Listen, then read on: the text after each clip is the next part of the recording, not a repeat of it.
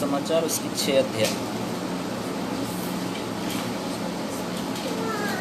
25 से हम आगे को पढ़ेंगे। यूहन्ना 6 अध्याय उसकी 25 से लेकर आगे तक हम पढ़ेंगे।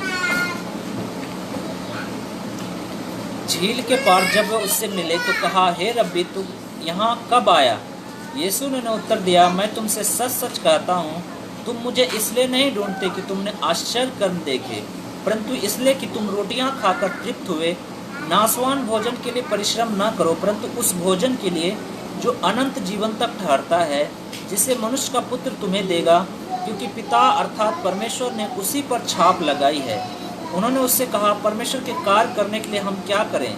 यीशु ने उन्हें उत्तर दिया, परमेश्वर का कार्य यह है कि तुम उस पर जिसे उसने भेजा है विश्वास करो।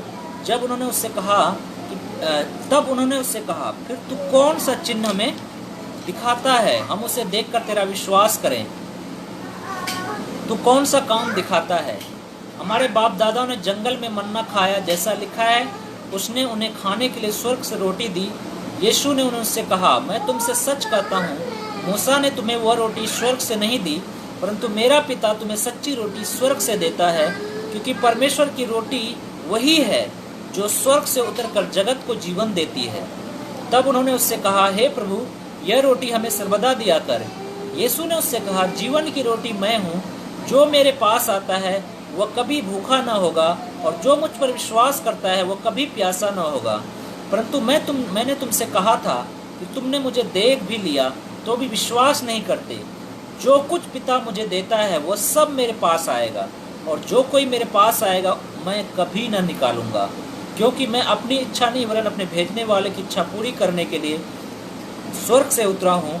और मेरे भेजने वाले की इच्छा यह है कि जो कुछ उसने मुझे दिया है उसमें से कुछ न खोऊं, परंतु उसे अंतिम दिन फिर जिला उठाऊं, क्योंकि मेरे पिता की इच्छा यह है कि जो कोई पुत्र को देखे उस पर विश्वास करे और अनंत जीवन पाए, और मैं उसे अंतिम दिन फिर जिला उठाऊंगा। यहाँ पर हम देख सकते हैं प्रभु यीशु मसीह अपने आप को जीवन की रोटी बताता है, और हम सब जानते हैं प्रभु यीशु मसीह सच में जीवन की रोटी था। इसलिए उसने बोला कि मैं जीवन देने के लिए आया हूँ, बहुतायत का जीवन देने के लिए आया हूँ। एक जगह वो बोलता है कि मैं सेवा कराने नहीं बल्कि सेवा टहल करने के लिए आया हूँ, और बहुतों की छुड़ौती के लिए अपने प्राण को देने आया हूँ। तो यहाँ पर हम देख सकते हैं एक बड़ी भीड़ यीशु मसीह के पीछे आ रही है, और वो भीड़ उससे पहले हम देख सकते हैं कि यहाँ पे 5000 लोगों ने खाना खाया था, और उस रोटी से 5 रोटी और 2 मछली से हम देख सकते हैं। और वही भीड़ अब उसको अब भूख खत्म हो गई है, वो रोटी जो खाया अब उसको फिर भूख लग गई, और वो फिर यीशु को ढूंढने लगे, कहाँ है यीशु, फिर वो हमें खिलाए और हम वो खा के बिना मेहनत के खाना खा के हम मस्त रहें। यही हम हर किसी को अच्छा लगता है फ्री का खाना खाने में। वो नहीं चाहता, कोई नहीं चाहता कि हम काम करें, मेहनत करें, खाना खाएं। लेकिन यहाँ पर हम देख सकते हैं प्रभु यीशु मसीह, पहले तो हम देख सकते हैं प्रभु यीशु मसीह का क्या देखा, जब उस भीड़ को देखा, जब हम पढ़ते हैं इसी अध्याय में 6 अध्याय में 6 अध्याय को उसकी 5वीं आयत जब हम पढ़ते हैं 6:5 में लिखा, जब यीशु ने अपनी आंखें उठाकर एक बड़ी भीड़ को अपने पास आते देखा तो फिलिप्पुस से कहा, हम इनके भोजन के लिए यहाँ कहाँ से रोटी मोल लाएं? आंखें उठाकर बड़ी भीड़ को पास आते देखा तो फिलिप्पुस से कहा, फिलिप्पुस से प्रभु यीशु मसीह ने कहा, हम इनके भोजन के लिए कहाँ से रोटी मोल लाएं? यहाँ पर हम देख सकते हैं इससे पहले प्रभु यीशु मसीह उस भीड़ की चिंता करता है, उस भीड़ की प्रवाह करता है, क्योंकि वो भीड़ ऐसी भेड़ों के समान थे जिसका कोई रखवाला नहीं था, भटके हुए से थे और बहुत दिन से भूखे और प्यासे थे। परमेश्वर ने उसकी भूख की चिंता की और उसे खाना खिलाया। बल्कि वहाँ पे लिखा जाता है 5000 सिर्फ पुरुष थे उस 5 रोटी से जो खाए। तो हम देख सकते हैं उन लोगों ने रोटी खा के तृप्त हुए, लेकिन दोबारा वो भीड़ वापस जब प्रभु यीशु मसीह के पास आता है किसी दूसरी जगह, वहाँ से प्रभु यीशु मसीह चला जाता है, कहीं और आ जाता है, वहाँ पर दोबारा यही भीड़ आता है। तो प्रभु यीशु मसीह का शब्द देखिए, प्रभु यीशु मसीह क्या बोलता है 26 आयत में, यीशु ने उन्हें उत्तर दिया, मैं तुमसे सच कहता हूँ कि तुम मुझसे इसलिए नहीं ढूंढते कि तुमने आश्चर्य कर्म देखे, परंतु इसलिए कि तुम रोटियां खाकर तृप्त हुए हो।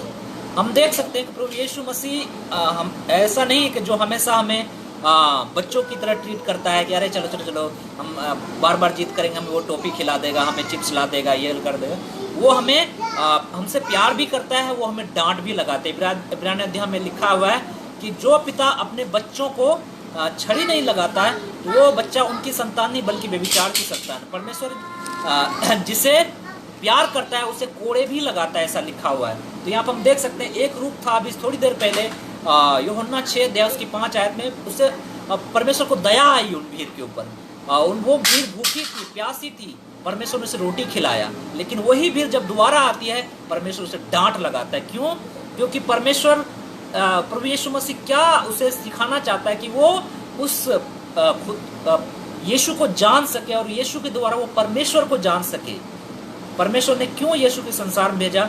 उस यीशु को जान सके, इसलिए उसने वो चिन्ह दिखाया, वो आश्चर्य कर्म दिखाया, ताकि लोग मेरे ऊपर विश्वास कर सके कि मैं परमेश्वर की ओर से भेजा गया हूँ, मैं ही परमेश्वर का पुत्र हूँ। लेकिन यहाँ पे ये लोग विश्वास नहीं करते। ये लोग किसके पीछे भाग रहे हैं? यीशु के पीछे नहीं भाग रहे हैं, ये लोग रोटी के पीछे भाग रहे हैं, इसलिए परमेश्वर ने उसे डांट लगे। आज हम सब मसीह लोग ऐसे ही हैं। हम हकीकत में अपने आप को जांच के देखें, क्या मैं यीशु के पीछे भाग रहा हूँ या मैं सच में ये चंगाई के पीछे भाग रहा हूँ, नौकरी मिल जाए इसलिए मैं यीशु के पीछे आ रहा हूँ, या मुझे अच्छा घर मिल जाए इसलिए मैं यीशु के पीछे आ रहा हूँ, या मैं स्वर्ग में जाऊँगा इसलिए मैं यीशु के पीछे आ रहा हूँ। क्या ऐसा स्वार्थ छिपा हुआ है?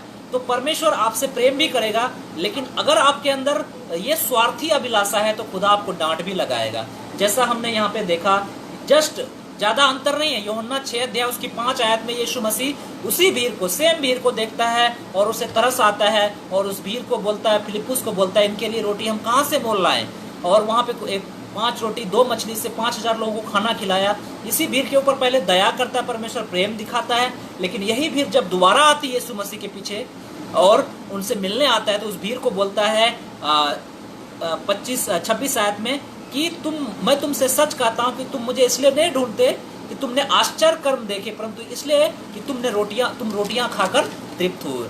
सेम भीड़ को पहले प्यार करता है, पहले उस पर दया करता है, लेकिन वही भीड़ को आप यहाँ पे प्रभु यीशु मसीह डांट लगा रहा है। तो हम इस बात को याद रखें, परमेश्वर हमसे प्रेम भी करता है और परमेश्वर हमें, अगर हम नहीं सुधरेंगे, अगर हम खुदा को नहीं समझेंगे, खुदा को नहीं जानेंगे, खुदा अपने वचन के द्वारा हमें डांट भी लगाता है। तो यहाँ पर हम देख सकते हैं जो शिक्षा हमें यहाँ मिलता है 25 से लेकर 29 तक में।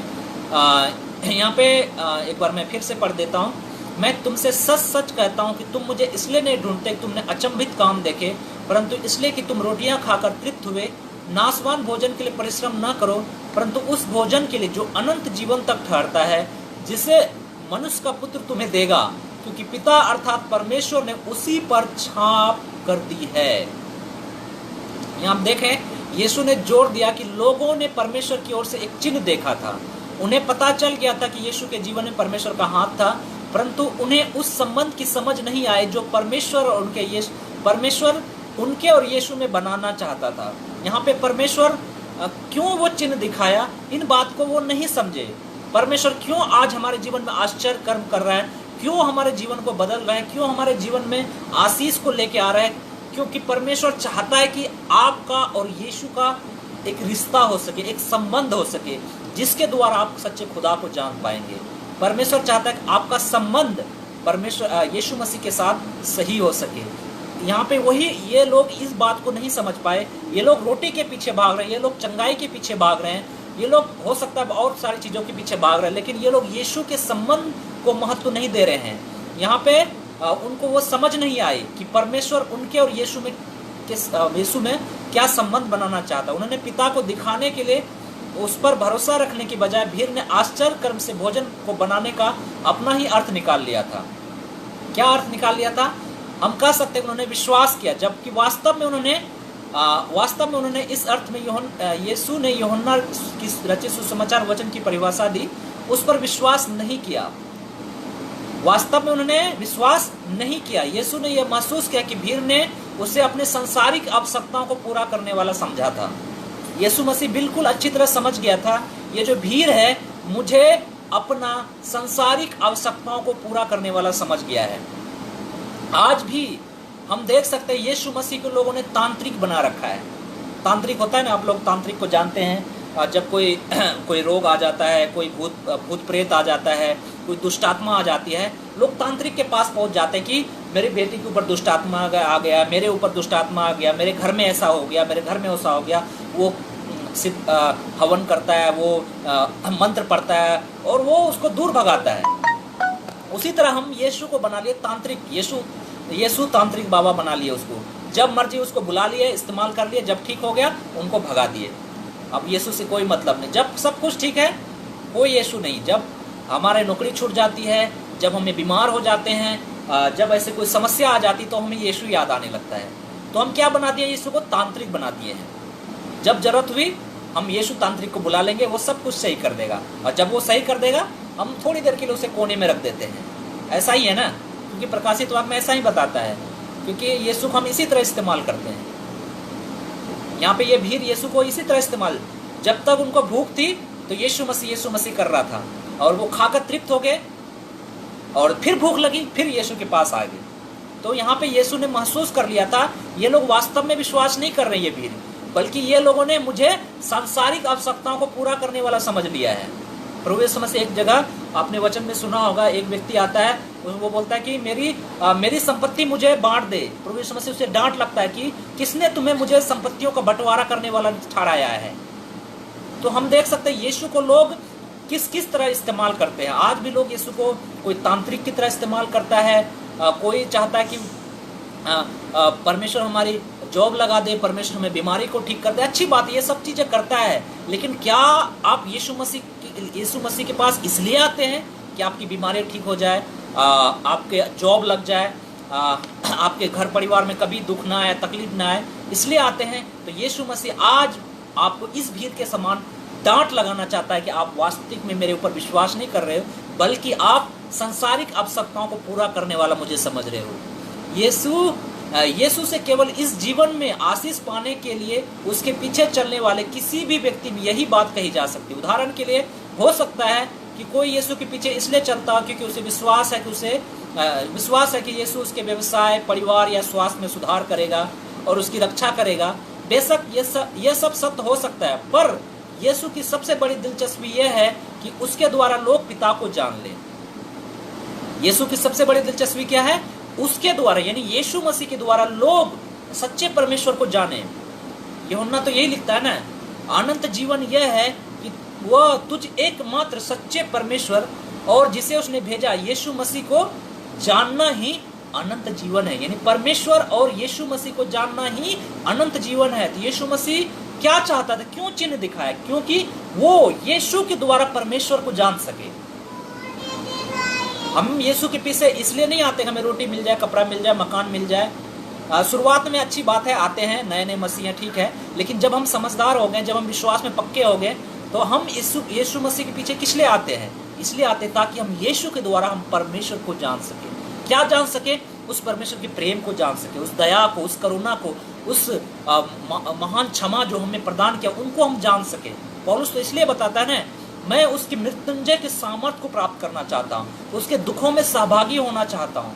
वो ये नहीं बोला मैं उससे चंगाई पाना चाहता हूँ, मैं दुखों से छुटकारा पाना चाहता हूँ। आज लोग यही बोलते हैं ना, लेकिन क्या बोलता है वो? मैं उसके दुखों में सहभागी होना चाहता हूँ। लेकिन आज क्या है? मैं दुखों में छुटकारा पाना चाहता हूँ। तो याद रखें, यहाँ पे प्रभु यीशु मसीह की सबसे बड़ी दिलचस्पी यह है कि उसके द्वारा लोग पिता को जान सके। ये सबसे बड़ी दिलचस्पी है। इससे कम तो सिर्फ नकली धर्म है। अगर आप इसी जीवन में आशा रख रहे हैं प्रभु यीशु मसीह से, तो आप और हम सबसे बड़े अभागे हैं। हमें यीशु मसीह क्यों संसार में आया? ताकि लोग इंतजार कर रहा है कब मेरा बेटा पापों से मन फिराकर मेरे पास आएगा, मैं उसे गले लगाऊंगा। जैसा लिखा है, जब एक आत्मा मन फिराता है, परमेश्वर के स्वर्गदूतों के सम्मुख आनंद मनाया जाता है। क्यों आनंद मनाया जाता है? क्यों परमेश्वर उनके लिए आनंद मना रहा है? क्योंकि वो परमेश्वर को वो घर मिल गया जिस घर से वो निकल गया था, जिस घर से लोगों ने उसे निकाल दिया था, वो घर उसे मिल गया। वो घर ने मन फिरा लिया। वो घर कौन है? हम और आप हैं। हम और आप जब मन फिराते हैं, परमेश्वर उस घर में आता है, इसलिए वो आनंदित होता है, क्योंकि उसका घर जो उससे दूर हो गया था उसे वापस मिल गया। इसलिए स्वर्ग में आनंद मनाया जाता है। क्यों? इब्रानियों का अध्याय में लिखा है, हम और आप परमेश्वर के घर हैं। जब ये घर अपने पापों से मन फिराता है, खुदा इस घर में आता है, उसे वास करता है और परमेश्वर इस घर में रहकर आनंद मनाता है। स्वर्गदूतों की उपस्थिति में आनंद मनाया जाता है। क्यों? क्योंकि परमेश्वर को अपना घर मिल गया, इसलिए वो स्वर्ग में आनंद मनाया जाता है। इसलिए यीशु मसीह संसार में आया ताकि हम अपने पापों से मन फिरा सके और यीशु के द्वारा परमेश्वर को जान सके। इससे कम सिर्फ नकली धर्म है। चेला बनना आसान है कि धारणा कि हमें कुछ देगा, ऐसा विचार है जिसे यीशु ठुकराता है। अगर आप यीशु मसीह चेले इसलिए बनते हैं ताकि हमें कुछ मिलेगा, तो यीशु मसीह इसे आप इनकार करता है। यीशु मसीह साफ शब्दों में बताता है कि लोमड़ियों के भट्ट होते हैं, आकाश के पक्षियों के बसेरे होते हैं, लेकिन मनुष्य के पुत्र को सिर छुपाने तक की जगह नहीं है। आप यीशु के पीछे इसलिए चल रहे, आपको कुछ मिलेगा, मिल भी सकता है, नहीं भी मिल सकता है, लेकिन यीशु के पीछे चलने का अर्थ है कि मैं यीशु के द्वारा परमेश्वर को जानना चाहता हूँ। तो उसका कार्य यह है कि तुम उस पर जिसे उसने भेजा है विश्वास करें। 28 और 29 में क्या लिखा है? यहाँ लिखा है, उन्होंने उससे कहा, परमेश्वर के कार्य करने के लिए हम क्या करें? अब यहाँ पे सवाल करता है। पहले प्रभु यीशु मसीह ने उसे डांट लगाई, लोग उनके पीछे सांसारिक आवश्यकताओं को पूरा करने वाला उसे समझ लिया था। कोई बीमारी को लेकर आ रहा है, कोई रोटी खाने के लिए आ रहा है, कोई व्यवसाय के लिए आ रहा है, कोई स्वास्थ्य सुधार के लिए आ रहा है। ऐसे लग रहा है कि वो समाज सेवा कर रहा है। लेकिन प्रभु यीशु मसीह और डांट लगाता है, तब उनका जवाब बदल जाता है। वो बोलता है कि परमेश्वर के कार्य करने के लिए हम क्या करें? अब तक वो रोटी के लिए आ रहा था, अब ये बोल रहा है कि परमेश्वर के कार्य करने के लिए हम क्या करें? यीशु ने उन्हें उत्तर दिया, परमेश्वर के कार्य यह है कि तुम उस पर जिसे उसने भेजा है विश्वास करो। क्या है परमेश्वर का कार्य? परमेश्वर का कार्य यह है कि तुम उस पर जिसे उसने, अर्थात यीशु मसीह को भेजा है, जिसे उसने भेजा, अर्थात परमेश्वर ने जिसे भेजा है, किसको भेजा है? यीशु मसीह को भेजा है, विश्वास करो। फिर हमें याद दिलाया जाता है कि विश्वास वही है जो यूहन्ना रचित सुसमाचार में बताया गया 20 के 31 में। विश्वास क्या है? 20 के 31 हम पढ़ेंगे, यूहन्ना 20 के 31। यूहन्ना 20 के 31 में लिखा है, परंतु यह इसलिए लिखे गए हैं कि तुम विश्वास करो कि यीशु ही परमेश्वर का पुत्र मसीह है, और विश्वास करके उसके नाम से जीवन पाओ। ये सब चीजें जो हम पढ़ रहे हैं इसलिए लिखे गए हैं कि यीशु ही परमेश्वर का पुत्र मसीह है, और उसके नाम से विश्वास करके क्या पाओ? जीवन पाओ। तो इसका अर्थ किसी बात को सत्य मानने से कहीं अधिक है। फिर लोगों ने मन्ना के विषय पर बात की। उन्होंने मूसा के मन्ने से बड़ा है, अर्थात सच्ची रोटी दे रहा है। कहानी में यहाँ पर लोगों को जवाब इस मोड़ पर यीशु के साथ अपनी बातचीत में सामरी स्त्री की तरह था। सामरी स्त्री की तरह यही था ना, वो भी बोलता है कि हे प्रभु मुझे वो जल दे ताकि मैं यहाँ पे बार बार मुझे आना ना पड़े। ये लोग भी बोलता है कि वो रोटी हमें दे दे जो रोटी तुम्हारे पास है, जो अनंत जीवन तक ठहरती है। तो यहाँ पे हम देख सकते हैं कि उन्होंने यीशु से कहा कि वह उन्हें उससे उस रोटी में से कुछ दे। तब यीशु ने उनकी विनती को उन्हें अपने चेलों के गहरे अर्थ को समझाने के अवसर के रूप में इस्तेमाल किया। तो यहाँ पर हम देख सकते हैं 29 में लिखा है, यीशु ने उन्हें उत्तर दिया, परमेश्वर का कार्य यह है कि तुम उस पर जिसे उसने भेजा है विश्वास करो। 30 में लिखता है, तब उन्होंने उससे कहा, फिर तू कौन सा चिन्ह दिखाता है कि हम उसे देखकर तेरा विश्वास करें? कौन सा काम दिखाता है कि हमारे बाप दादा जंगल में मन्ना खाया, जैसा लिखा है उसने उन्हें खाने के लिए स्वर्ग से रोटी दी। यीशु ने उससे कहा, मैं तुमसे सच कहता हूँ, मूसा ने तुम्हें वह रोटी स्वर्ग से नहीं दी, परंतु मेरा पिता तुम्हें सच्ची रोटी स्वर्ग से देता है, क्योंकि परमेश्वर की रोटी वही है जो स्वर्ग से उतर कर जगत को जीवन देती है। यहाँ पर हम देख सकते हैं यीशु मसीह अपने आप को क्या बोलता है? मैं जगत की रोटी हूँ। वो रोटी नहीं जो खा लिया तो थोड़ी देर के बाद फिर भूख लग जाती है, बल्कि वो रोटी हूँ जो जगत को जीवन देती हूँ।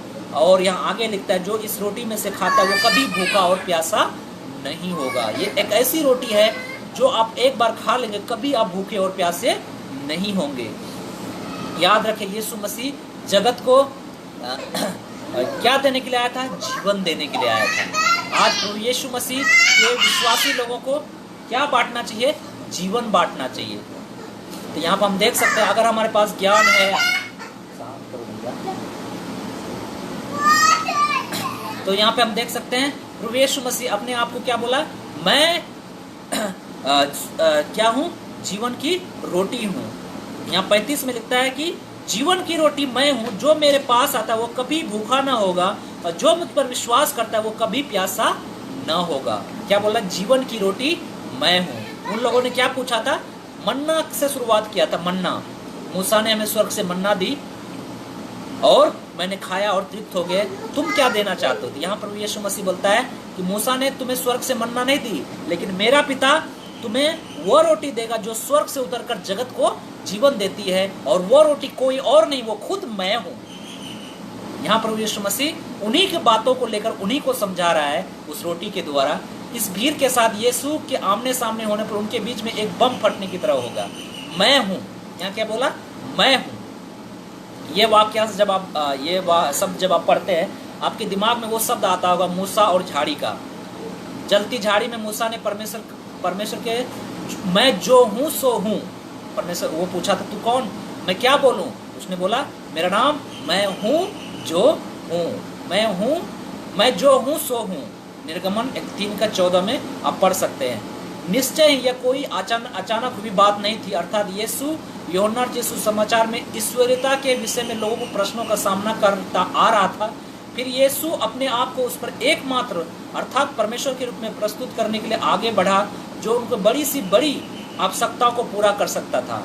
बहुत बार हम छोटी छोटी आवश्यकताओं को पूरा करने के लिए परमेश्वर के पास आते हैं। प्रभु हमें रोटी दे दे, प्रभु हमें कपड़ा दे दे, प्रभु हमें घर दे दे, प्रभु हमें ये दे दे, वो दे दे। छोटी छोटी चीज़ों के लिए हम आते हैं पास, लेकिन प्रभु यीशु मसीह इन छोटी चीज़ों के लिए क्या वचन दिया है? तुम ये मत कहना कि हम क्या खाएंगे, क्या पिएंगे, क्या पहनेंगे, बल्कि तुम्हारा स्वर्गीय पिता जानता है कि तुम्हें इन सब वस्तुओं की आवश्यकता है। अन्य जाति लोग इन सब चीज़ों की खोज में रहते हैं, इसलिए तुम पहले परमेश्वर की राज और धार्मिकता की खोज करो, ये सब वस्तुएं तुम्हें मिल जाएंगी। ये सब परमेश्वर हमें वैसे ही देना चाहता है। हमें भीख मांगने की जरूरत नहीं है, हम भिखारी नहीं है, हम राजाओं के राजा की संतान है। तो हम क्यों भिखारी की तरह भीख मांगते रहते हैं? हम बड़ी से बड़ी चीजों की मांग करें। क्या मांग करें? परमेश्वर मैं आपको जानना चाहता हूँ, परमेश्वर मैं आपके प्रेम को जानना चाहता हूँ, आपके दुखों में सहभागी होना चाहता हूँ, आपकी उस पीड़ा को मैं अनुभव करना चाहता हूँ। यहाँ पे हम छोटी से छोटी आवश्यकता पूरा करने के लिए उनके पास आते हैं, जबकि हमारी वास्तविक आवश्यकता यह होती है कि परमेश्वर हमारी आत्मा की सबसे बड़ी आवश्यकता को पूरा करे। आज हर किसी की आवश्यकता क्या है? हमें मोक्ष मिले, हमें उद्धार मिले, मैं सच्चे परमेश्वर को जानना चाहता हूँ। यही तो कर रहे हैं लोग, भटक रहे हैं उधर उधर, कहीं बाबा के पास, कहीं किसी के पास, लेकिन वो सच्चे परमेश्वर को जान नहीं पा रहे हैं, उसको अंदर से संतुष्टि नहीं मिल रही है। लेकिन प्रभु यीशु मसीह यहाँ हमें बोलता है कि जिसने मुझे जाना उसने पिता को भी जाना है। तो याद रखें, यहाँ परमेश्वर का वचन इस बात की गारंटी देता है, यीशु मसीह ही जीवन की रोटी, यहाँ लिखा जीवन की रोटी मैं हूँ। परमेश्वर प्रभु यीशु मसीह हमारी सबसे बड़ी आवश्यकता को, जो आत्मिक आवश्यकता है, उसे पूरा करने के लिए वो तैयार है। यीशु जानता था कि उसकी सबसे बड़ी आवश्यकता पेट भरना नहीं, बल्कि उनकी आत्मा को तृप्त करना है। आज संसार में सबसे बड़ी आवश्यकता क्या है? पेट भरना नहीं। आज हम देख सकते हैं बड़े बड़े एक्टर और बड़े बड़े बिजनेसमैन, बड़े और बहुत पढ़े लिखे लड़के लड़कियां सुसाइड कर रहे हैं। उनकी सबसे बड़ी आवश्यकता क्या है? पैसा था, धन था, दौलत था, या भोजन था? नहीं था, सब कुछ उनके पास था, लेकिन अंदर से वो संतुष्टि नहीं है, अंदर से वो खुश नहीं है, अंदर से वो शांति उसके अंदर नहीं है। प्रभु यीशु मसीह यही सबसे बड़ी आवश्यकता को पूरा करने आया है। आज बाहरी तौर पर संसार अपने आप को दिखावा करके खुश दिखाना चाहता है, लेकिन हकीकत में अंदर से वो टूटे हुए हैं, अंदर से वो खुश नहीं है, अंदर से उसके अंदर शांति नहीं है, अंदर से उसका विवेक कचोट रहा है। तो उसी आवश्यकता को पूरा करने के लिए यीशु मसीह संसार में आया था। तो यीशु मसीह को पता था उनकी सबसे बड़ी आवश्यकता पेट भरना नहीं, बल्कि उनकी आत्मा को तृप्त करना है। प्रभु यीशु मसीह हमें तृप्त करने आया था, हमें वो रोटी देने आया था जो हम खाकर अनंत जीवन, अनंत काल के लिए हम भूखे और प्यासे नहीं होंगे। उसने उन्हें उनकी आत्माओं को तृप्त करने वाले भोजन के रूप में अपने आप को प्रस्तुत किया। यीशु मसीह क्या बोला? मैं जीवन की रोटी हूँ, मुझे तुम खाओ तो तुम कभी भूखे और प्यासे नहीं होगे। कितनी अद्भुत बात है ना। यीशु मसीह बोलता है मुझे खाओ, मतलब उसको खाने का मतलब ये वचन है। यीशु मसीह आदि में वचन था, वचन परमेश्वर के साथ था, वचन खुद परमेश्वर था। तो यहाँ पे लिखे आदि में वचन था, ये वचन आदि में था, और वचन क्या था? परमेश्वर के साथ था, ये वचन परमेश्वर के साथ था, और वचन खुद परमेश्वर था। तो हमें आज यीशु मसीह बोलता है जीवन की रोटी मैं हूँ, जो इस रोटी में से खाएगा, यानी मेरे में से खाएगा, वो कभी भूखा और प्यासा नहीं होगा। यानी मेरे में से मतलब मेरे वचन में से जो खाएगा वो कभी भूखा और प्यासा नहीं होगा। परमेश्वर इसलिए संसार में है ताकि आपको अंदर से जो आत्मिक आवश्यकता, जो अभी तक आप भूखे और प्यासे हैं, अंदर से आप असंतुष्ट है, आप महसूस कर रहे हैं, उनको वो पूरा करने के लिए संसार में आया है। आपकी और हमारी सबसे बड़ी आवश्यकता भोजन नहीं है, चंगाई नहीं है, स्वास्थ्य नहीं है। हमारी सबसे बड़ी आवश्यकता है हमारी आत्मा संतुष्ट हो सके, हमारी आत्मा तृप्त हो सके, जिसको हमने अपने पापों के कारण लगभग आईसीयू में भेज दिया। उसे आत्मा हमारी मर चुकी है लगभग डेड अवस्था में, लेकिन उसको कौन जीवित कर सकता है? प्रभु यीशु मसीह जो जीवन की रोटी है, वही हमारी आत्मा को पुनर्जीवित कर सकता है, अगर हम अपने पापों से मन फिराएं और उस पर विश्वास करें तो यीशु जानता था कि लोग भोजन तथा राजनीतिक स्वतंत्रता जैसी छोटी छोटी आवश्यकताओं को पूरा करने के लिए उसे ढूंढ रहे हैं। यीशु जानता था लोग उसे राजनीतिक स्वतंत्रता, यानी वो राजा बनाना चाहते थे, उसे छोटी छोटी आवश्यकता को पूरा करने के लिए वो बार बार उसे ढूंढ रहे थे। उसे मालूम था कि उनकी सबसे बड़ी आवश्यकता क्या है? परमेश्वर है। आज भले ही हमें मालूम नहीं हो कि हमारी सबसे बड़ी आवश्यकता क्या, आज हमारी आंखों के सामने हमारी सबसे बड़ी आवश्यकता यही लग रही होगी, मुझे अब मेरा घर बनाना है, मुझे बच्चों को पढ़ाना है, मुझे अपना फ्यूचर बनाना है। लेकिन खुदा जानता है कि आपसे सबसे बड़ी आवश्यकता ये नहीं है, क्योंकि आप आज अपनी आंखों से देख चुके हैं, बड़े बड़े लोग अपने सपनों को पूरा कर चुके हैं, सब कुछ उनके पास है, फिर भी वो सुसाइड कर रहे हैं। क्यों? क्योंकि उसने अपने सबसे बड़ी आवश्यकता को नहीं जाना। उसकी सबसे बड़ी आवश्यकता क्या है? परमेश्वर है। उसने सच्चे परमेश्वर को नहीं जाना, इसलिए आज उनके पास सब कुछ होते हुए भी कुछ भी नहीं है। हम और आप ऐसे ही हो सकते हैं। अगर आज हमने नहीं समझा, नहीं पहचाना कि हमारी सबसे बड़ी आवश्यकता क्या है, तो हम भी सब कुछ इस संसार में प्राप्त करने के बाद भी हम ऐसा महसूस करेंगे कि मेरे पास कुछ भी नहीं है। क्योंकि प्रभु यीशु मसीह ने यही शब्द को बोला, यदि मनुष्य सारे जगत को प्राप्त कर ले, अपनी आत्माओं को खो दे, तो इससे क्या लाभ मिलेगा? क्या वो अपने आत्माओं के बदले कुछ दे सकता है? आप कुछ नहीं दे सकते। इस आत्माओं को खरीद नहीं सकते, आप कभी खरीद नहीं सकते। इसलिए आप संसार में भागिए, आपको सब कुछ मिलेगा, आप बड़े आदमी बन जाएंगे, धन मिल जाएगा, दौलत मिल जाएगा, लेकिन आपने अगर सच्चे परमेश्वर को नहीं जाना तो आप सबसे बड़ी आवश्यकता से जो आपके जीवन की है, आप वंचित रह जाएंगे। आप एंड में ऐसे आ जाएंगे, ऐसा जीवन आपका हो जाएगा, आप सब कुछ होने पर भी अपने आप को अकेला महसूस करेंगे, जैसा आज बहुत सारे लोग करते हैं। और बहुत सारे लोग दुनिया को अलविदा करके चले भी गए, अपना आत्महत्या करके संसार से चले गए। क्यों? क्योंकि उन लोगों ने अपनी सबसे बड़ी आवश्यकता को नजरअंदाज किया। ये बहुत ही भयंकर परिणाम संसार के ऊपर लेके आता है। जो सबसे बड़ी आवश्यकता जो परमेश्वर है, जिससे लोग जानना नहीं चाहते, समझना नहीं चाहते, उसको नजरअंदाज करते हैं, उसका भुगतान वो खुद अपने जीवन देकर भुगतना पड़ता है। तो यहाँ पर हम देख सकते हैं कि जवाब में लोग बुरबुराने लगे। फिर हमें निर्गमन की पुस्तक की कहानी याद आती है, जब इस्राएली लोग बुरबुराने लगे। यहाँ पे जब यीशु ने बोला जीवन की रोटी मैं हूँ, जो मुझ में से जो मेरे पास आता है वो कभी भूखा और प्यासा नहीं होगा, जो मुझ पर विश्वास करता है कभी प्यासा नहीं होगा। तो आगे जब ये सब बातें कहने लगा, लोग उससे बुरबुराने लगे, ये कैसे हो सकता, मैं कैसे आदमखोर हो सकता हूँ। यहूदी इसलिए बुरबुरा रहे थे क्योंकि यीशु अपने आप को राजा बनाने की अनुमति नहीं दे रहा था। यहूदी क्या चाहते थे? उसे राजा बनाना चाहते थे, इसलिए यीशु बनना नहीं चाहते थे, इसलिए वो बुरबुरा रहे थे उस पे। कुछ लोग यीशु के संसारिक परिवार की बातें करने लगे थे, जो उनकी साधारण शुरुआत लगती थी। लगता है उसे भविष्यवक्ता मान सकते थे, उसे अपना राजा बनाने को उत्सुक थे, परंतु वे उसकी परिपूर्णता में स्वर्ग से आया परमेश्वर का पुत्र नहीं मान रहे थे।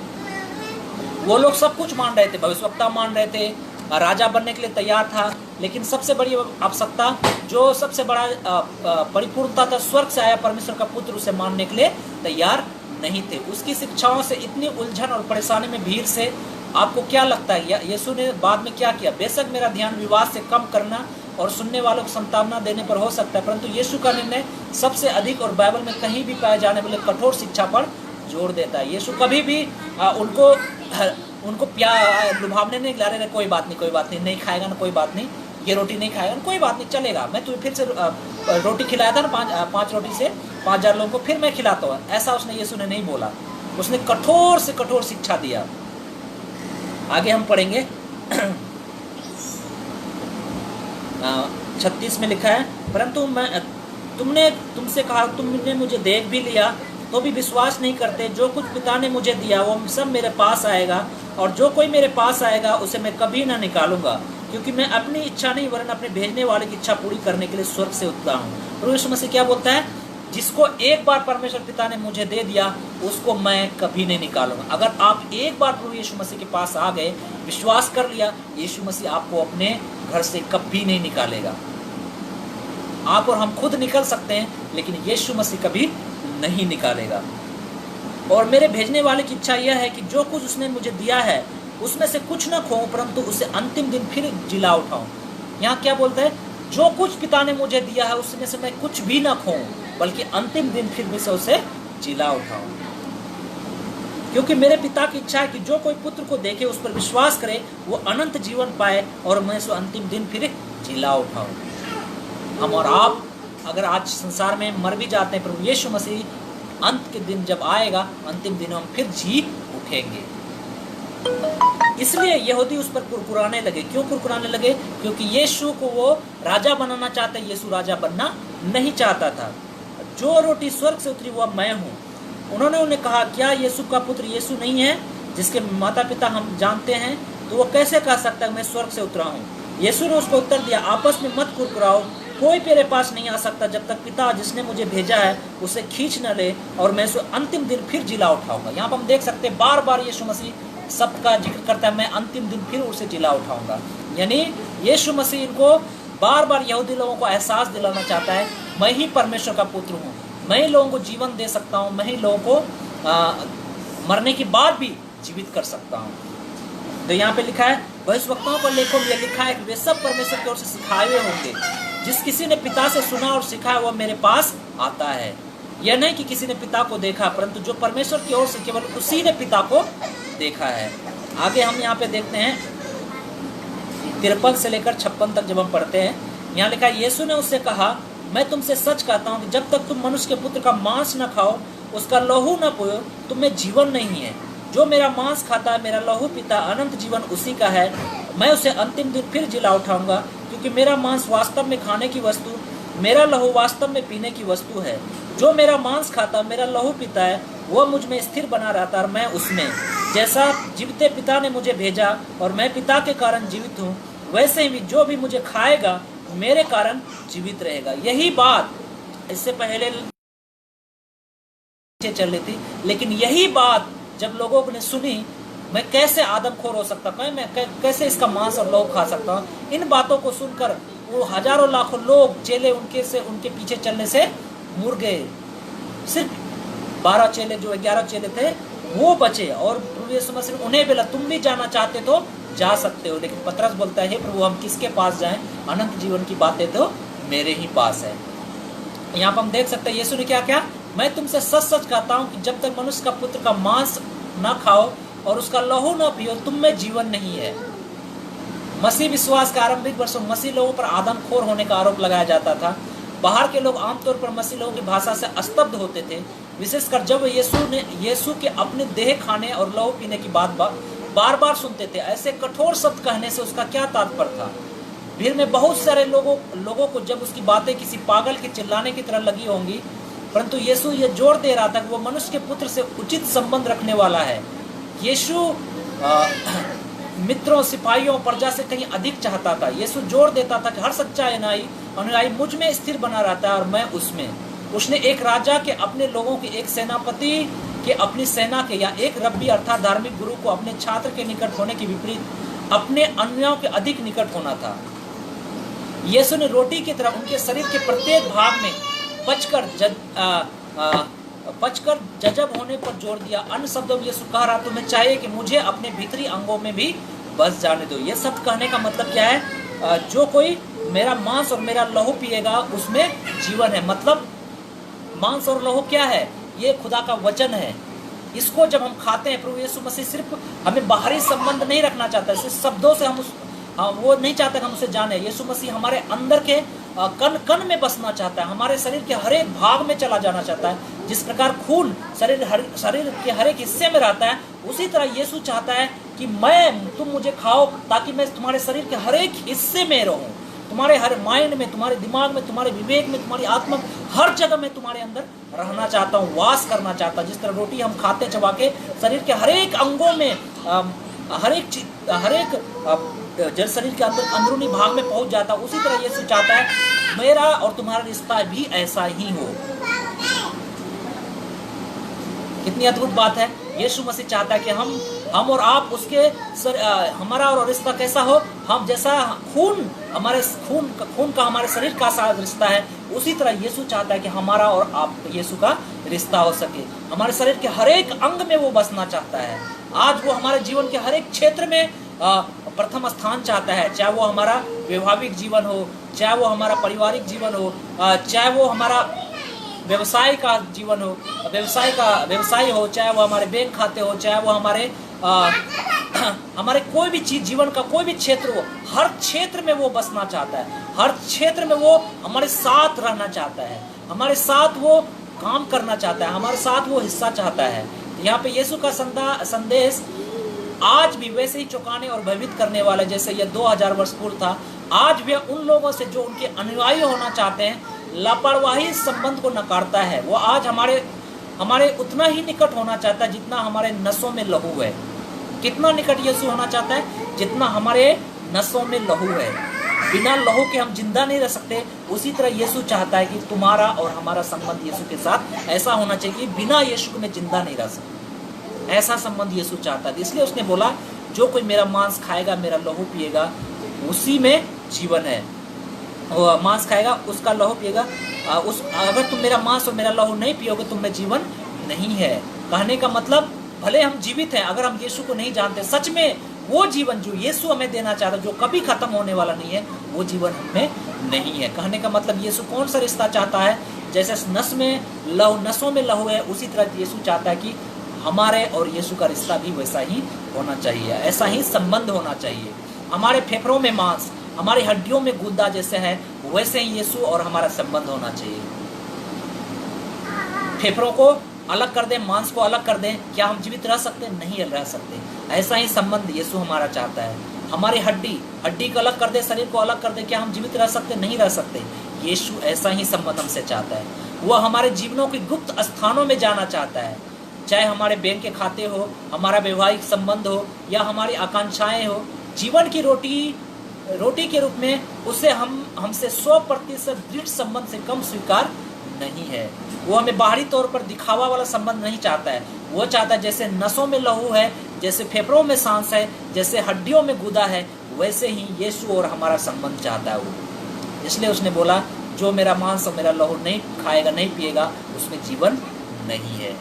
परमेश्वर ऐसा ही चाहता है कि उनके वचनों को हम ऐसे खाएं, वो शरीर के हर एक कण में, हमारे हर एक हिस्से में बस जाए, और हमारे जीवन के हर क्षेत्र में यीशु मसीह कार्य करने पाए। 60 से लेकर आगे हम पढ़ेंगे, 60 से लेकर 69 तक।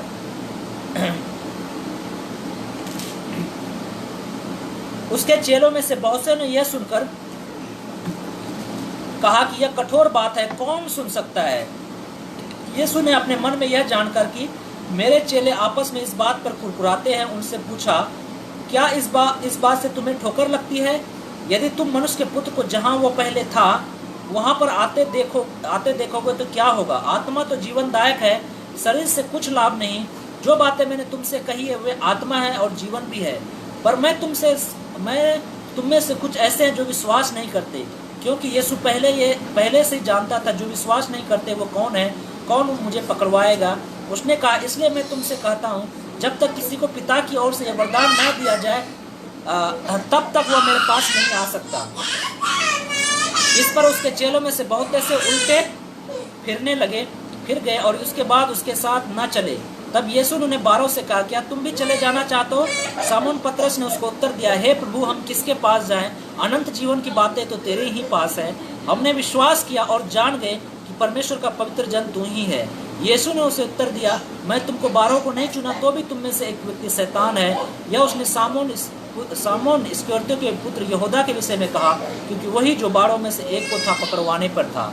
यहाँ पर हम देख सकते हैं 60 से लेकर 66 तक जब देखते हैं, यीशु का संदेश सुनकर भीड़ कुरकुराने लगी। उन्होंने माना कि ये शिक्षाएं कठिन है, क्योंकि हम और आप उस समय रहते तो हम भी कुरकुराते, क्योंकि कोई हमें बोले कि तुम मेरा मांस मेरा लहू खा, तो हम खा सकते नहीं खा सकते, क्योंकि उस समय उन लोगों ने उनके जो बोलने का अर्थ है उनको उसने नहीं समझा। मांस और लहू खाने का अर्थ है, उसके कहने का अर्थ था कि मैं तुम्हारे जीवन के हर एक क्षेत्र में बसना चाहता हूँ, मैं तुम्हारे जीवन के हर एक क्षेत्र में प्रथम स्थान चाहता हूँ। यहाँ पे शिक्षा कठोर होने के कारण उनके मन भी कठोर हो गए थे। शिक्षा कठोर था। प्रभु यीशु मसीह, याद रखें, प्रभु यीशु मसीह आपसे प्रेम करता है तो वो आपको डांट भी लगाता है। उसकी शिक्षा में प्रेम है तो उसकी शिक्षा में कठोरता भी है, ताकि आप सही शिक्षा में बने रहें। यहाँ पे लिखा है, फिर बाइबल की सबसे दुखद आयतों में से एक यूहन्ना ने लिखा, इस पर उसके चेले में से बहुत तेरे उल्टे फिर गए, उसके बाद उसके साथ न चले। कितनी दुखद बात है। इससे पहले प्रभु यीशु मसीह के पीछे हजारों लोग चल रहे थे, लेकिन यूहन्ना 6:66 लिखता है कि इस पर उसके चेलों में से बहुत तेरे उल्टे फिर गए, उसके बाद फिर उसके साथ ना चले।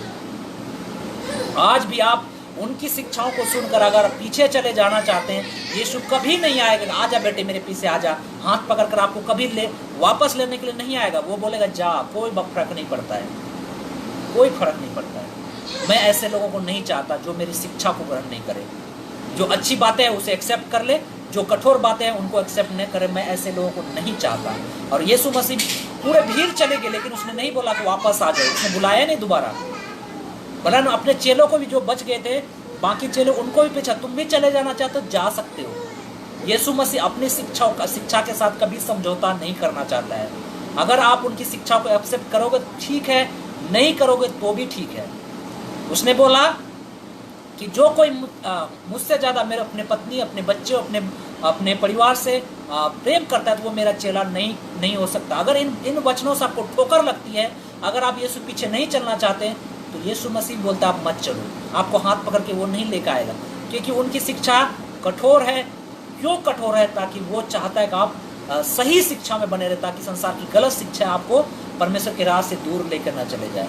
याद रखें, बाइबल में जो भी वचन है, चाहे वो प्रेम का वचन हो, चाहे वो कठोर आपको लगे, आपको मानना पड़ेगा। अगर मानोगे ठीक है, नहीं मानोगे तो भी ठीक है। यहाँ पे कुछ लोगों ने, यहाँ पे बहुत सारे लोगों ने नहीं माना। लिखा है कि बहुत सारे लोग उल्टे फिर गए, उसके बाद यीशु के साथ नहीं चले। गलील में यीशु की सार्वजनिक सेवकाई में यह एक मोड़ था। इसके बाद उसे इतनी प्रसिद्धि और भीड़ उसके साथ नहीं चले जितनी उस दिन थी जब उसने 5000 लोगों को खिलाया था। लोगों की भीड़ आई, उन्होंने स्वर्ग से उतरा भोजन खाया, रोमांचित हो गए थे। उन्होंने यीशु की कठिन शिक्षा को सुना, अंत में वहां से चले गए। वो यीशु को राजा के रूप में स्वीकार करने को तो तैयार थे, परंतु अपने प्रभु के रूप में ग्रहण करना नहीं चाहते। आज हमारे समाज में यही हकीकत है। जब तक हमें चंगाई मिलती है, जब तक हमें रोगों से छुटकारा मिलता है, जब तक यीशु हमें आशीष देते रहता है, हमारा घर बार सब चीज ठीक चलता है, तब तक हम यीशु के पास बड़े खुशी के साथ, आनंद के साथ आते हैं। लेकिन जब यीशु की शिक्षाएं हमें कठोर लगने लगती है, अंदर से चुभने लगती है, जब परमेश्वर बोलता है समझौता मत करो, तो हमें अंदर से दर्द होने लगता है, तो हम यीशु के पीछे चलना छोड़ देते हैं। क्योंकि यीशु को हम प्रभु के रूप में ग्रहण नहीं करते। यीशु को हमने किस चीज के रूप में ग्रहण किया है? एक तांत्रिक बाबा के रूप में ग्रहण किया, कि वो हमारे हर एक समस्याओं का समाधान करे। परमेश्वर हमें तांत्रिक के रूप में, प्रभु यीशु मसीह नहीं चाहता कि आप उसे तांत्रिक के रूप में ग्रहण करें। प्रभु यीशु मसीह चाहता है कि आपसे प्रभु के रूप में ग्रहण करें। प्रभु का मतलब वो हमारे जीवन में शासन करे, वो हमारे जीवन में राज करे, वो हमारा स्वामी बने। यहाँ पे 12 चेले को प्रभु यीशु मसीह ने निराश होकर, यहाँ पे लिखा है निराश और क्रुद्ध लोगों ने अपने पास चले जाने से यीशु ने 12 चेलों की ओर मुड़कर उनसे कहा, 67 से लेकर 69 तक, यूहन्ना 6:67 से लेकर 69 जब पढ़ते, तो यीशु ने 12 चेलों की ओर मुड़कर उनसे कहा, क्या कहा? यदि वे भी उसे छोड़कर जाना चाहते तो जा सकते हैं। आज आपको यीशु की शिक्षा कठिन लग रही है, यीशु आपसे और हमें भी बोल रहा है, यदि तुम भी मेरी शिक्षा को नहीं मानना चाहते, मेरी बातों को नहीं मानते, तुम भी अगर जाना चाहते तो जा सकते हो, कोई तुम्हें नहीं रोकेगा। पतरस ने, जैसा कि कई बार वो करता था, इस अर्थ का समझे बिना परंतु बड़ी समझदारी से उत्तर दिया। उसने कहा, हे प्रभु, हम किसके पास जाएं? अनंत जीवन की बातें तो तेरे ही पास है। 6:68 में कितनी अच्छी बात उसने बोली, बल्कि उसको इस बात की समझ नहीं थी, लेकिन फिर भी समझदारी से उत्तर दिया, हे प्रभु, हम किसके पास जाएं? अनंत जीवन की बातें तो तुम्हारे ही पास है। पतरस और दूसरे 11 चेले भी संभवतः दूसरे लोगों की तरह उलझन तथा परेशानी में थे, परंतु उन्हें समझ आ गई थी कि यीशु ही उनकी आशा है। बेशक उन्हें लगा उसने उन्हें निराश किया, बेशक उन्हें लगा कि यीशु ने उन्हें निराश किया, फिर भी वे उसमें विश्वास करते रहे। याद रखें, आज बेशक लगे ये वचन हमें कठोर लग रहा है, ये आपको निराश कर रहा है, लेकिन फिर भी आपको विश्वास करना है, क्योंकि यही वचन आपको विश्वास में बढ़ने में सामर्थ्य प्रदान करेगा। क्योंकि रोमियो 1:16 और 17 में लिखा है, सुसमाचार क्या है? परमेश्वर की सामर्थ्य है। दूसरा, फ्रांसिस शेफर का मानना था कि जो कुछ पतरस ने इन आयतों में किया उससे परमेश्वर विश्वास करने लोगों के लाने का रास्ता खुला है। परमेश्वर के बारे में अविश्वासी लोगों को बताते समय शेफर एक व्यक्ति, उन्होंने विश्वास के विकल्पों पर ध्यान देने को कहता है। वह उनसे पूछता था, क्या वे संसार में पूरी तरह से सही या गुमराही में जीवन जीने को तैयार है, जहाँ कोई आशा नहीं है और मानवीय गौरव का आधार न हो। वह मानता था कि मानवीय जीव ऐसी व्यर्थता में नहीं रह सकते। शेफर लोगों को पतरस के एहसास के, हे प्रभु, हम किसके पास जाएं? अनंत जीवन की बातें तो तेरे ही पास है, तक लाने के लिए निराशा के किनारे तक नहीं लाया। तो यहाँ पर हम देख सकते हैं ये बात जो पतरस ने बोला, हे प्रभु, अनंत जीवन की बातें तो तेरे ही पास है, ये बातें, ये वचन लोगों को यीशु मसीह के पास लाने में बहुत ही कारगर सिद्ध हुआ है।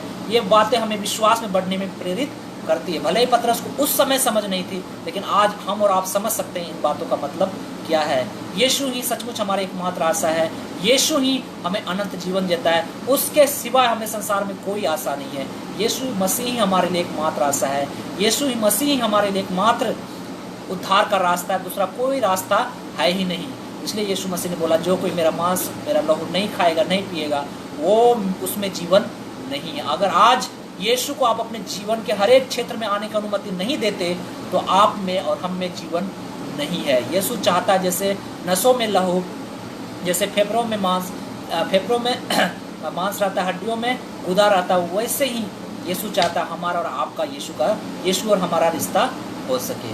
तो यहाँ पर हम देख सकते हैं यूहन्ना रचित सुसमाचार में पहले अध्याय से ही यह दिखाया गया कि परमेश्वर अनंत वचन आकर हमारे बीच में डेरा करने के लिए बहुत आगे बढ़ गया। वह मनुष्य जाति की खोज में आया।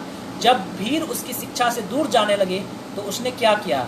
यीशु से बढ़कर किसी ने भी कभी लोगों को उद्धार नहीं चाहा। आप देख सकते हैं संसार में कोई भी किताब उठा के देख लीजिए, कोई भी धर्मगुरु को देख लीजिए, यीशु से ज़्यादा किसी ने नहीं चाहा कि लोगों का उद्धार हो। यीशु ही एक ऐसा व्यक्ति है जो बार बार उद्धार के लिए बातें करता था, बार बार वो चाहता कि लोग उद्धार पाए। यहाँ पर हम देख सकते हैं, मुझे विश्वास है कि उसका मन दुखी था, परंतु वह उनके वहाँ रहने पर उन्हें अपना मधुर संदेश सुनाने के लिए उसके पीछे नहीं भागा। उस समय यीशु बहुत उदास हुआ, निराश भी हुआ जब उसके लोग उनके पीछे चलना छोड़ दिए। उन लोगों ने से आश्चर्य कर्म देखे, रोटियां खाकर तृप्त हुए, फिर भी लोग उनके पीछे चलना छोड़ दिए। यीशु मसीह निराश तो हुआ, लेकिन कोई बात नहीं, लेकिन उसे वापस लाने के लिए पीछे नहीं मुड़ा। आज भी आप कलीसिया में यही कठोर संदेश देंगे, बहुत सारे लोग आपकी कलीसिया को छोड़कर चले जाएंगे, लेकिन आपको चिंता करने की जरूरत नहीं। जाने दो, ऐसे लोगों को प्रभु के राज की जरूरत नहीं है। वह जीवन की रोटी था और है, तथा मनुष्य का पुत्र का मांस खाने और उसका लहू पीने से कुछ कम स्वीकार नहीं कर सकता।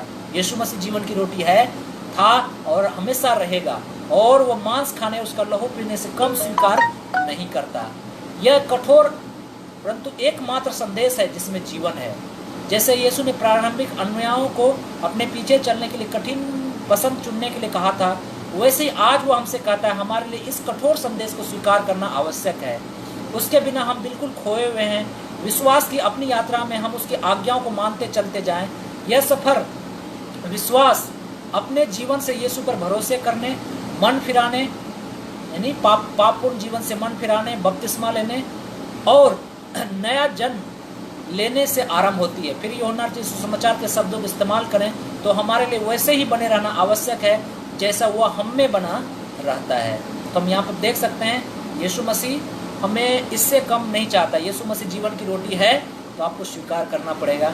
यीशु मसीह ने बोला मेरा मांस मेरा लहू खाना पड़ेगा, तो खाना पड़ेगा। कहने का मतलब, उसके मांस और उसका लहू खाने का मतलब क्या है कि वो चाहता है कि हमारे जीवन में जिस तरह हमारे नसों में लहू है, हड्डियों में फेफड़ों में मांस है, हड्डियों में गुदा है, जिसको अलग करके हम जीवित नहीं रह सकते, उसी तरह यीशु और हमारे बीच में वो यीशु चाहता है कि हमारा और आपका यीशु का रिश्ता हो सके।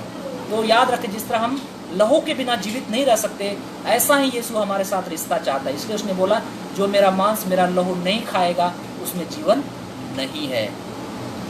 इसलिए हम याद रखें, इसलिए हम प्रभु भोज में जब उस रोटी को खाते हैं तो वो रोटी परमेश्वर की देह को दर्शाता है। जब उस लहू को पीते हैं तो वो लहू परमेश्वर की उस नई वाचा को दर्शाता है कि क्रूस पर किस प्रकार प्रभु यीशु मसीह ने हमारे लिए लहू बहाया। तो हम इस बात को याद रखें कि परमेश्वर इससे कम नहीं चाहता। परमेश्वर हमारे जीवन के हर एक क्षेत्र में अपना प्रथम स्थान पाना चाहता है। वो हमारे हर एक क्षेत्र में बसना चाहता है, चाहे वो हमारा वैवाहिक जीवन हो, चाहे हमारा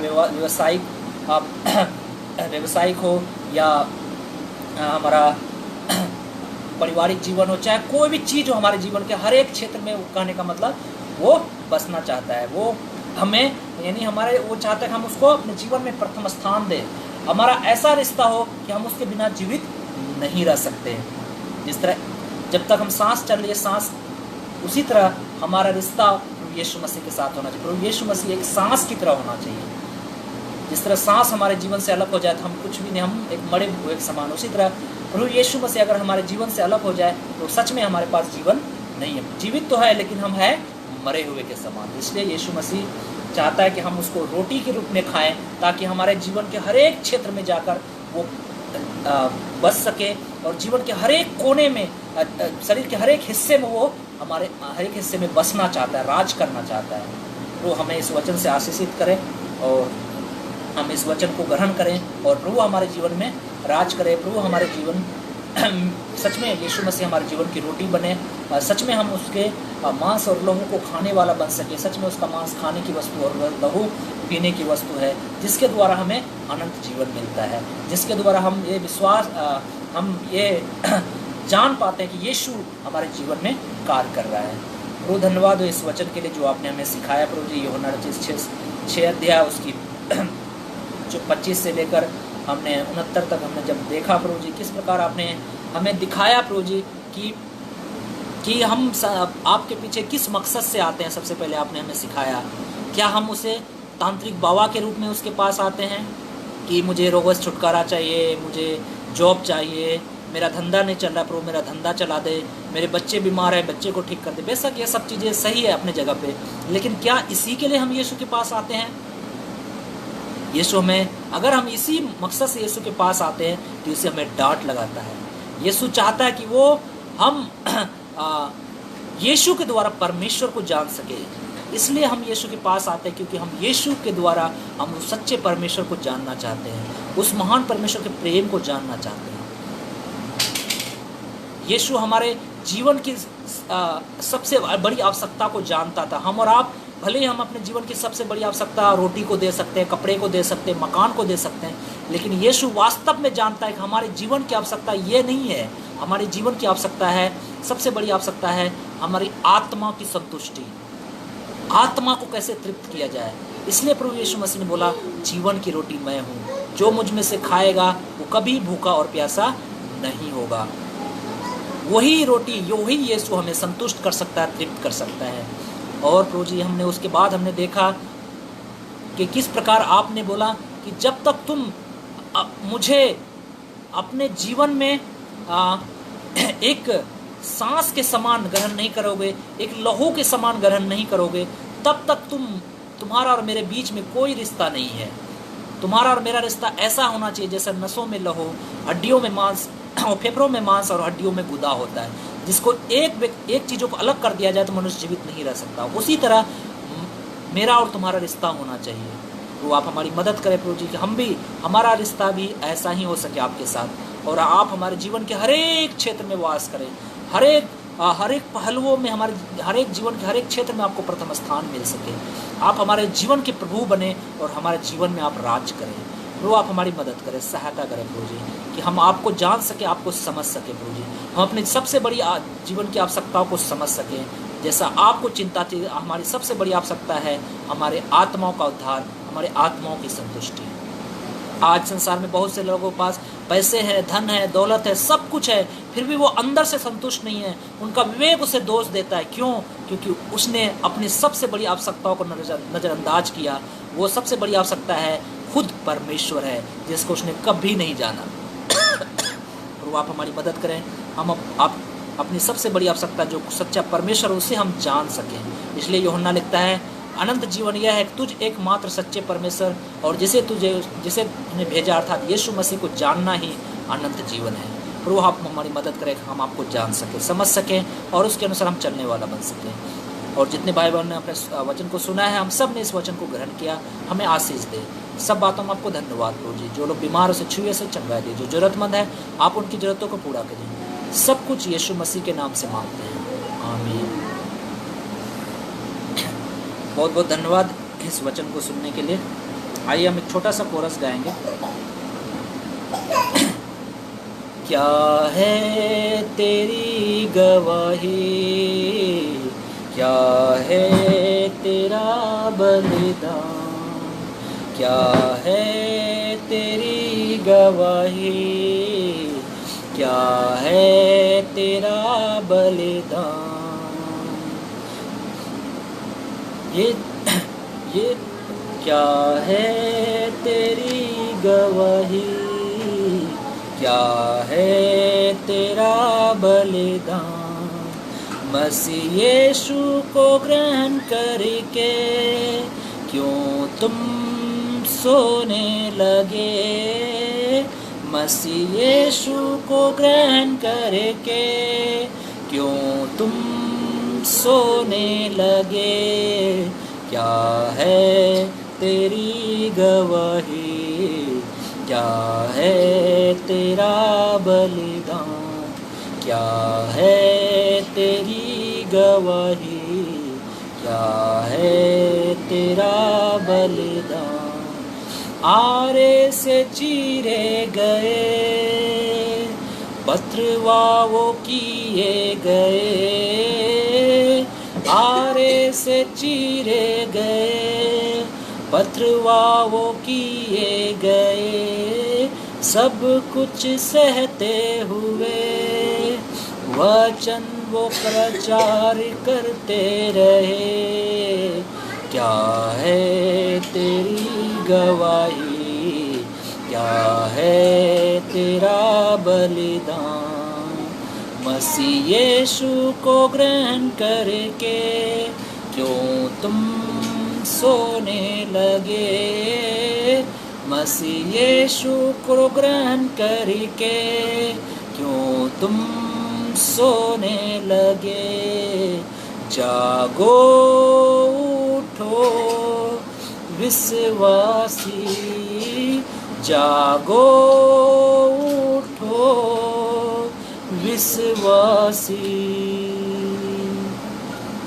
धन्यवाद प्रभु जी इस कोरस के लिए। परमेश्वर का प्रेम, प्रभु यीशु मसीह का अनुग्रह और पवित्र आत्मा की सहभागिता आपसे लेकर हमेशा तक हम सबके साथ बनी रहे, आमीन। आप सबको जय मसीह की। बहुत बहुत धन्यवाद वचन को सुनने के लिए। प्रभु हम सबको आशीष दे।